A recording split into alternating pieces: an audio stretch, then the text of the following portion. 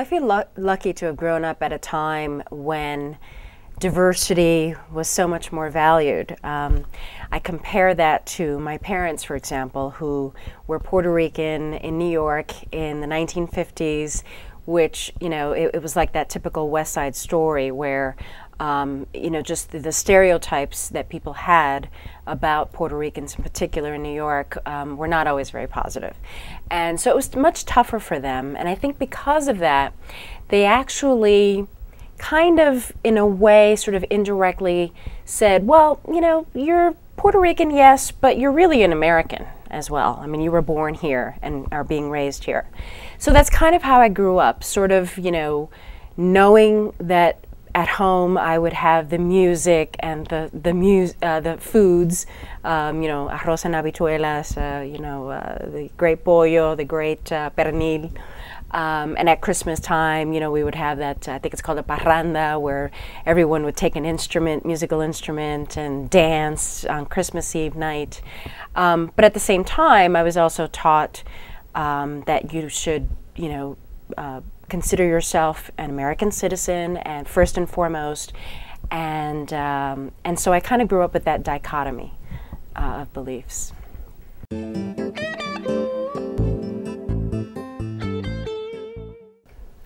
I really, to be perfectly honest, I never really felt that being Hispanic kind of factored in to what I did. The bottom line was I needed to do the best job that I could, regardless. It doesn't matter whether I'm Hispanic, whether I'm a woman. Sometimes you do, as a woman, feel like you need to kind of prove yourself a little bit more. But I never felt that being Hispanic was an issue. Maybe I'm just lucky. Maybe I'm naive and just didn't realize it. But I never felt that way. I always felt that, if anything, I think later on in my career it became an asset, because people then said, oh, you know, you're part of this growing demographic. But before that, I never really felt that way. I just felt that I just needed to do the best job I can. You know, so many times you see so many negative images, and you're always told no or what cannot be done. And that's always been my main message, is that there is so much that you can do.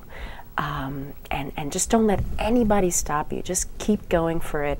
And again, in this country, more than any other country in the world, it is so much easier. It's not easy. It's not easy. I mean, it's a lot of work. You're going to have to make sacrifices. You know, sadly, I was a teenage hermit, you know, who didn't go out a lot. But I was also lucky that I was able to benefit so much, because I really did apply myself early on. I had a public access cable television show when I was 14 years old. So I was going to high school, doing this television show on the side, which meant I had no free time. But in the end, I benefited. So it's a little sacrifice, but it's worth it.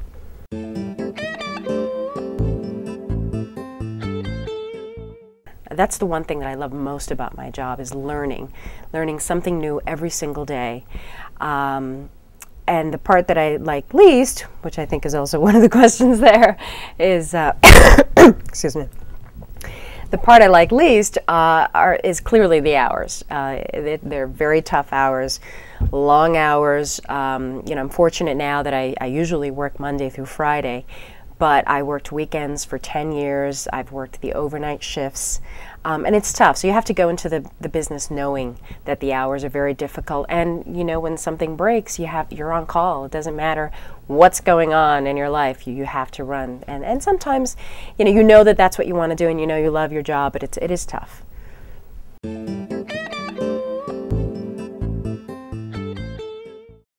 I loved being a part of Hispanics Today, because what I loved about Hispanics Today was the empowerment aspect of the show, the fact that it was all about Hispanics helping themselves. They didn't want a handout. They were saying, here we are, an economic force to be reckoned with, and it is in your best interest as a business to do business with us. And that's what I loved about that show. It was very positive, it had very much of a can-do attitude. So I was really proud to be a part of that show. I did it, as you said, for 2 years, traveling around the country, meeting lots of entrepreneurs, self-starters, And it was incredible to see so many success stories. You know, we don't necessarily hear about that very often, especially, you know, growing up in New York, being Hispanic, you don't see those kinds of positive images about all the money and success that these Hispanic business owners are having. So it was a great opportunity to be a part of that show. Well, it was interesting. I had been to the Dominican Republic for the first time with my husband, whose family is from there. And I thought it was going to be like Puerto Rico. I didn't realize how much Puerto Rico is like Miami, and the Dominican Republic really is, you know, a third world country. So it was a bit shocking. I wasn't prepared to see that kind of poverty.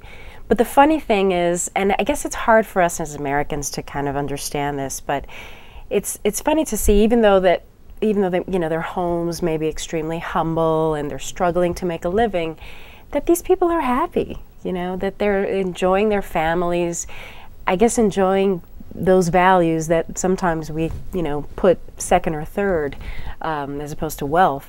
And it was an eye-opening experience. And then seeing the devastation from Hurricane George was just really emotional, because you see these young children, you know, who are looking for food and for help.